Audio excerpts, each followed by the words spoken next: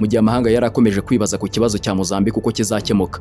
RDF yinjiye mu kibuga cy'urugamba rw'ibisasu n'ibiturika ihindura amateka, aho ingabo z'amahanga zari zarananiwe zigataha. Ni ingabo za Rwanda Defence Force RDF zagaragarije ubukaka ubudahangarwa n'ubunararibonye bwazo mu guhangana n'uwigize 𝐂𝐜𝐡𝐢𝐬 cy'intagondwa mu ntambara. Nibwo igihugu cy'u Rwanda cyahisemo kohereza ingabo za mbere zacyo zidasanzwe zatojwe bimwe byo gutozwa, zigahabwa imyitozo ya mbere ituruka mu mutwe w'ingabo zihariye za Special Forces. Iyi Special Forces yoherezwa muri operasiyo zihariye aho rukomeye. Muri make bajyaho ibyihebe byanze gukura ikirenge, maze bakabiminjiraho imvura y'ibisasu n'urufaya kugeza umwanzi ahunze akiruka.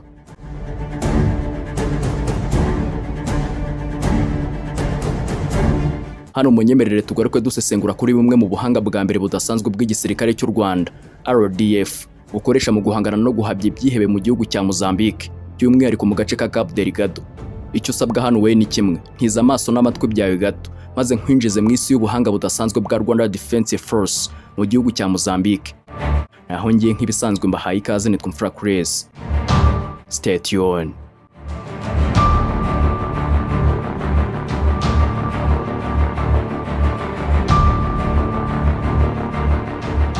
Hano hakoreshwa amayeri y'ubutasi ashingiye ku makuru, intelligent led operations, ubutasi bwimbitse bw'imbere mu gihugu bukoreshwa n'igisirikare cy'u Rwanda RDF mu guhashya ibyihebe bya ICM Islamic State Mozambique, cyangwa se byitwa Insurgent mu ntara ya Cabo Delgado muri Mozambique. Niyo nkingi ikomeye yatumye u Rwanda rugera ku ntsinzi zihuse kuva ingabo z'abene Kanyarwanda zahakandagiza ibirenge. Ibyihebe byumvise imirindi birahunga.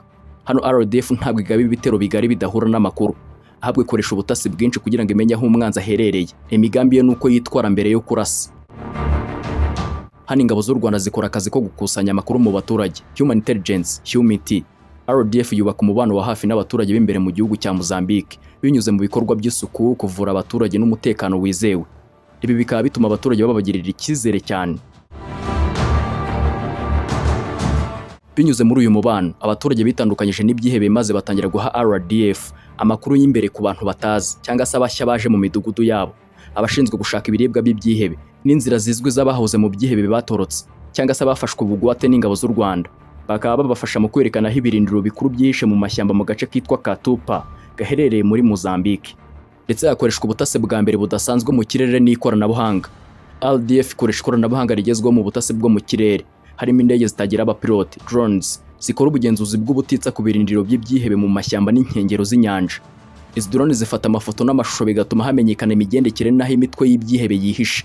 Hakiyongeraho n'uburyo bwo kumviriza cyangwa se gufata amajwi y'itumanaho ry'ibyihebe, intercepting communication, ngo bamenye igihe bari gutegura ibitero cyangwa se imijyi bashaka kugabaho ibitero byihuse.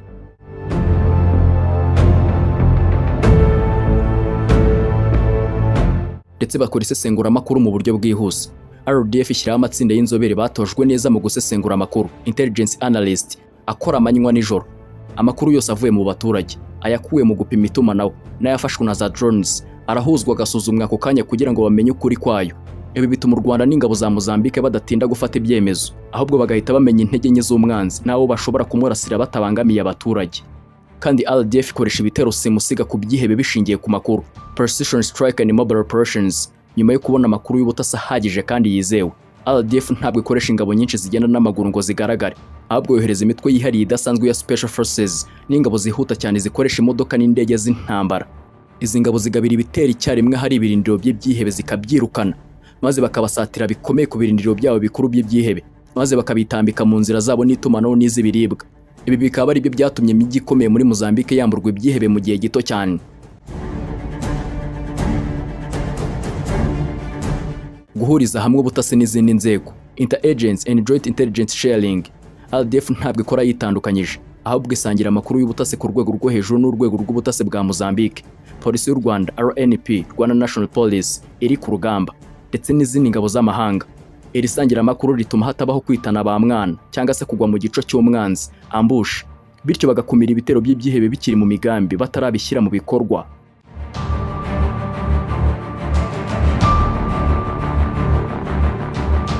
Ubuhanga bwa kabiri RDF ikoresha mu guhangana no guhashya ibyihebe, bifashisha uburyo bwa night combat capabilities, ubukaka n'ubuhanga budasanzwe mu kurwana nijoro bitunguranye. Igisirikare cy'u Rwanda RDF kihanganira rwagati imirwano yo mu mwijima, kuko kize neza ko ibyihebe byitwa Insurgent ICM bikoresha kwitwikira ijoro mu guhunga, kwisuganya cyangwa se kugaba ibitero bitunguranye ku baturage. Mu gusenya ubu buryo bw'umwanzi, RDF ikoresha ubuhanga rurangiza n'ikoranabuhanga rikomeye mu bijyanye n'imirwano y'ijoro bwa night combat capabilities. RDF ikoresha ubuhanga rurangiza n'ikoranabuhanga rikomeye mu bijyanye n'imirwano y'ijoro bwa night combat capabilities. Hano kugira ngo RDF ihashye ibyihebe mu icuraburindi ry'igicuku, hifashishwa ikoranabuhanga ribasha kubona mu mwijima nk'ari ku manywa mu cyerekezo ingabo ziri kuganamo, bwitwa night vision devices NVDs. Abasirikare ba RDF cyane cyane abagize imitwe yihariye ya Special Forces baba bafite ibikoresho bigezweho byo kubona mu mwijima neza cyane bya night vision 𝐂𝐳𝐬𝐻, biba bikoranywe n'ingofero bambara zikomeye zabo cyangwa se ku mbunda. Mu gihe ibyihebe biba bishonje cyangwa se bishingikirije umwijima w'amashyamba ya 𝐂𝐻𝐻𝐲, abasirikare b'u Rwanda bo banyura mu mwijima babona neza cyane nko ku manywa y'ihangu, bikaborohera kubitambika no kubarasira hafi batabyiteze. Ndetse bakoresha utudege twa drones dufite utwuma dupima ubushyuhe twitwa thermal imaging drones. Mbere no mu gihe cy'ibitero by'ijoro, RDF yohereza mu kirere indege zitagira abapilote zifite utwuma tudasanzwe twa thermal imaging cyangwa se infrared. Izi drones zishobora kubona ubushyuhe buri ku mubiri w'abantu cyangwa se ku birindiro by'ibyihebe niyo baba bari kwiruka mu mwijima cyangwa se mu biti by'inzitane. Amakuru n'amashusho biva kuri izi drone bihita byoherezwa ku basirikare ku birindiro by'u Rwanda biri hasi, bakamenya neza aho umwanzi aherereye bitabaye ngombwa ko bagendagenda mu mwijima. Ikomeza kandi igaba ibitero by'ijoro bitunguranye kandi bituje, night silence operations. RDF ikoresha amayeri yo kugaba ibitero bidasakuza nijoro hagati ya saa 6 z'ijoro na saa 9 z'amanywa, igihe ibyihebe biba byasinziriye cyangwa se bititeguye. Abasirikare bakoresha intwaro zifite ibikoresho bigabanya urusaku nijoro batayobye. Ibi bituma binjira mu birindiro by'ibyihebe bitunguranye, bakabisenya kandi bakabyica cyangwa se bakabifata mpiri bitamenye ibibaye, bikisanga mu maboko atarayabyo. Kugira ngo bakumire ibyihebe byasubiraga mu birindiro byabo cyangwa se mu midugudu y'abaturage kwiba ibiribwa no kubatwika nijoro, RDF yashyizeho amatsinda y'abasirikare bihuta cyane rwihishwa, agatega ibicu ambushes mu nzira zose zitambukamo ibyihebe. Hano umwanzi atekereza ko ijoro ryamubereye ubwugamo, agasanga ingabo z'u Rwanda zamutegereje mu mayira, bityo agasandazwa adashoboye no guhunga kuko abatazi aho urufaya rw'amasasu ruturuka. Ndetse kugira ngo ingabo z'u Rwanda zikomeze kwifashishwa muri Mozambique, nuko bakomeza imyitozo n'isomo rikomeye mu mirwano y'ijoro, specialized night welfare training. Ubu buhanga ntabwo bushingiye ku bikorwa gusa, ahubwo bushingiye ku myitozo ikomeye cyane abasirikare ba RDF bahabwa mbere yo koherezwa ku rugamba. Batozwa kugenda badasakuza, gufata ibyemezo mu mwijima, gukoresha itumanaho rya hafi ritari iry'amajwi no kurasa neza cyane mu mwijima. Ibi bituma u Rwanda rugira icyizere cyo gutsinda intambara mu gihe cy'amasaha 24 yose, rugatuma ibyihebe bitaho n'ubwoba buhoraho amanywa nijoro.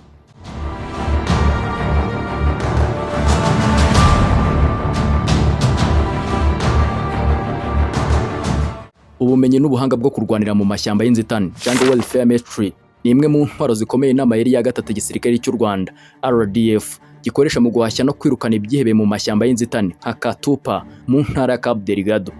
Kubera ko ibyihebe biba bizi neza bisobanukiwe amashyamba kandi bishobora no kwihisha cyane, RDF ikoresha ubwenge, imyitozo ihambaye n'ikoranabuhanga mu gusenya ubwugamo bwabo yaba ku manywa na nijoro. Bakoresha amayeri ya small unit tactics and guerrilla tactics. RDF ntabwo yinjiza mu mashyamba mu batayo manini y'abasirikare ari menshi kuko ashobora kubonwa n'umwanzi byoroshye, ahubwo ibagabanyamo abasirikare mu dutsinda duto cyane kandi twihuta, small patrol teams. Ibi bituma bagenda gake cyane bihishe mu mashyamba y'inzitane nta bwoba namba, kandi bakoresha amayeri y'intambara arusha ibyihebe ingufu. Ibi bituma babasha kubungabunga umutekano wabo kandi bakaba badashobora kugwa mu gico cy'umwanzi cyangwa se ubwabo bagatega umwanzi ibico bitunguranye ambushes. Hano abasirikare ba RDF banyura mu myitozo ikomeye bafasha kumara ibyumweru byinshi mu mashyamba y'inzitane batanyuzwe n'itumanaho rya gisirikare risanzwe cyangwa se ibiryo biva hanze. Batozwa gukurikirana ibirenge by'ibyihebe tracking, kumenya aho banyuze barebye amashami y'ibiti yakoreshejwe n'ibyihebe cyangwa se ibiryo n'imyaka bataye bakiruka. Ibi bituma RDF itayoba mu mashyamba, ahubwo ikagira rwihishwa ibyihebe bifite ibirindiro bikuru batabiteguye, cyaba ku manywa cyangwa se mu icuraburindi ry'igicuku. Hano ku manywa na nijoro, RDF ikoresha uburyo bwo kugota ishyamba umwanzi arimo. Amabatayo y'ingabo ya RDF niziza gufasha zisatira inzira zose z'umwanzi n'ibiribwa zerekeza mu mashyamba ibyihebe birimo. Ibi bituma ibyihebe bibura aho bihungira, maze RDF ikagaba ibitero simusiga bisatira biturutse mu mpande zose icyarimwe, maze bigatuma bafatwa mpiri bamanitse amaboko kugira ngo bamenye ko ishyamba rifite umutekano mbere yo kuryinjiramo, cyane cyane mu bice bishobora kuba birimo abiyahuzi cyangwa se ibice by'umwanzi byatezwemo mine z'ibisasu n'ibyihebe RDF yohereza ubutasi bwa mbere bwa drones ukurikirwa n'imbunda nini ya artillery. Ibi bituma ibirindiro by'ibyihebe n'intwaro zabo mu mashyamba bisenyuka, bikanabakura mu birindiro byabo mbere y'uko abasirikare b'u Rwanda b'ingabo zihuta binjiramo maze bakabafata ndetse bagasenya ibirindiro byabo burundu.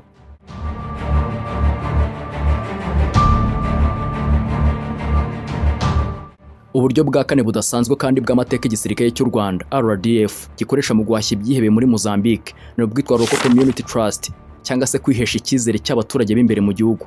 Mu ntambara z'ibyihebe umuturage niwe ntwari ikomeye. Rero yari mu ruhande rw'abasirikare, intambara uyitsinze kabiri. RDF yasanze ibyihebe muri Mozambique byibera mu baturage, bikabatera ubwoba cyangwa se bikabashukisha amafaranga. Niko guhita ingabo z'u Rwanda zizana amayeri n'uburyo bukurikira vuba vuba ngo yigarurire imitima y'abaturage ba Cabo Delgado. Ubu ni uburyo RDF ikoresha kugira ngo yigarurire imitima y'abaturage, bakabisanzuraho, bakabagira inshuti, bityo bakajya bababwira aho ibyihebe byihishe maze bikabura aho bihungira.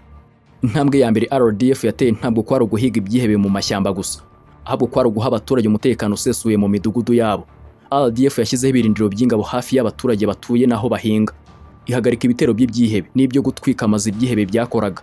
Ibi byatumye abaturage babona itandukaniro riri hagati y'ibyihebe byica n'ingabo z'u Rwanda zije kubarinda no gutanga ubuzima. Niko guhita babagirira icyizere gihamye, babemerera kuzajya babaha amakuru. RDF ntabwo irwanisha intwaro gusa, ahubwo irwanisha n'ibikorwa by'ubumuntu bifasha abaturage mu buzima bwabo bwa buri munsi. Abasirikare b'u Rwanda b'abaganga bafunguye amavuriro y'ubuntu avura abaturage b'i Cabo Delgado indwara zitandukanye, batanga imiti, ndetse n'abasirikare basanzwe bagasura imidugudu bagasangira n'abaturage ibiribwa n'amazi meza. Ibi bikorwa by'urukundo byatumye abaturage babona ko RDF ari inshuti zabo magara, aho kuba abasirikare b'abanyamahanga baje kurwana gusa. RDF yajyanye muri Mozambique umuco mwiza nyarwanda usanzwe mu Rwanda w'umuganda.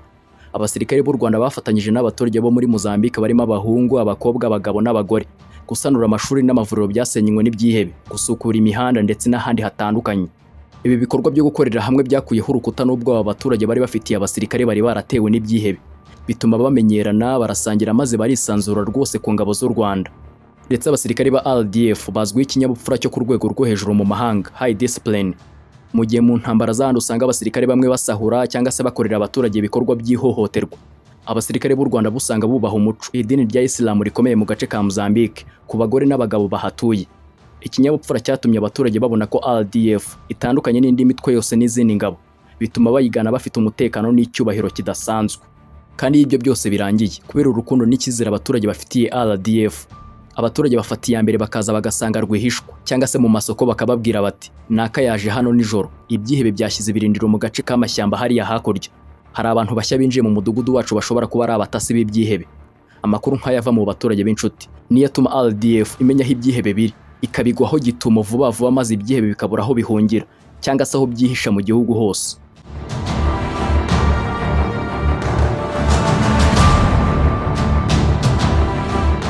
Uburyo bwa nyuma aribwo bwa gatanu n'uburyo RDF yakoze amateka mu guhashya ibyihebe muri Mozambique bwitwa Rapid Deployment and Precision, umuvuduko mwinshi n'ubuhanga budasanzwe budahusha ku ntego y'umwanzi.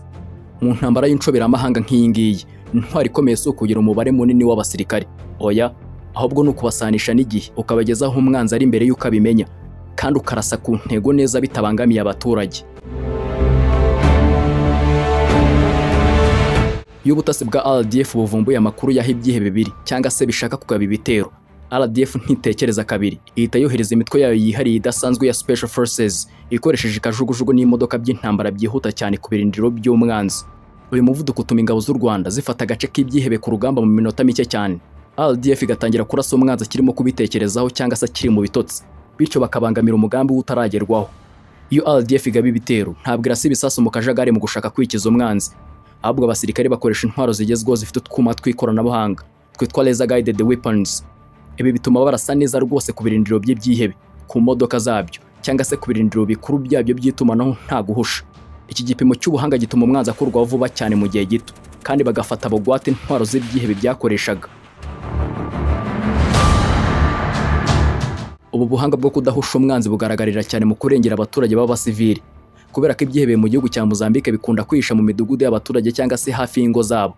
RDF ikoresha intwaro zirasa hafi kandi neza cyane, zikica umwiyahuzi cyangwa se ikihebe batiriwe basenya inzu z'abaturage cyangwa se ngo bakoremo ubuzima bw'abana n'abagore.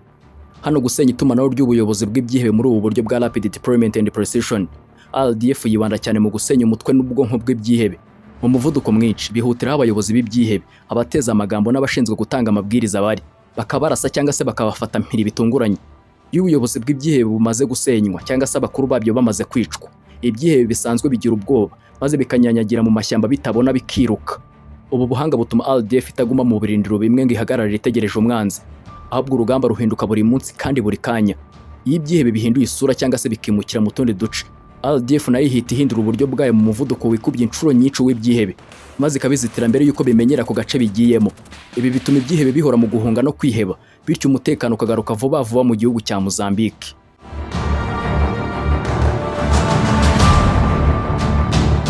Kugeza ubu muri Gicurasi 2026, igihugu cy'u Rwanda gifite ingabo n'abapolisi basaga 6300 mu ntara 𝐂𝐻𝐻𝐵 mu gihugu cya Mozambique. Uyu mubare wariyongereye cyane ugereranyije n'abasirikare igihumbi u Rwanda rwohereje bwa mbere mu mwaka wa 2021, bitewe n'uko ingabo z'umuryango wa SADC zacyuye ingabo zazo, bityo RDF igafata inshingano zose muri icyo gihe. Kandi ntabwo RDF bari bava mu butumwa bw'amahoro bwa Loni UN peacekeeping. Ubu butumwa bw'u Rwanda muri Mozambique n'ubutumwa bwihariye bwayo bushingiye ku bwumvikane bw'ibihugu byombi hagati ya leta y'u Rwanda n'iya Mozambique. Ntabwo buyoborwa cyangwa se ngo bwamamazwe na Loni cyangwa se umuryango wa Afurika yunze ubumwe African Union. Ese koko Mozambique yemeye kwishyura amafaranga yari iri mu Rwanda? Yego, Mozambique yemeye kandi yashatse uburyo bwo kwishingira ubu butumwa. Kandi kuva mu ntangiriro za 2026, u Rwanda rwatangiye kugaragaza ko ubu butumwa buhenda cyane, kandi ko inkunga y'umuryango w'Uburayi European Union EU yari irimo gutinda gutanga inkunga yayo. Gusa Minisitiri w'Ububanyi n'Amahanga w'u Rwanda 𝐕𝐈𝐃𝐄𝐿 yatangaje ko u Rwanda rwafashe icyemezo cyo gukorana na leta ya Mozambique gusa, maze Mozambique ikaba yaremeye kandi yaramaze kubona inkunga y'amikoro ahagije yo kwishyura no gushyigikira ibikorwa by'ingabo z'u Rwanda muri 𝐂𝐻𝐻𝐵. Gusa mbere yaho muri 2025 byari byaravuzwe ko Mozambique yari yaratinze kwishyura amafaranga ya buri kwezi yari yaremeye ya miliyoni 2 z'amadolari y'Amerika, ariko nyuma yaje kwisuganya yishyura bimwe mu byari bisigaye yari isigayemo, ndetse n'ubu yiyemeza gufata inshingano zose mu buryo burambye bufatanyije n'u Rwanda bitagombye kwitabaza ibihugu by'amahanga. Ngayo nguko.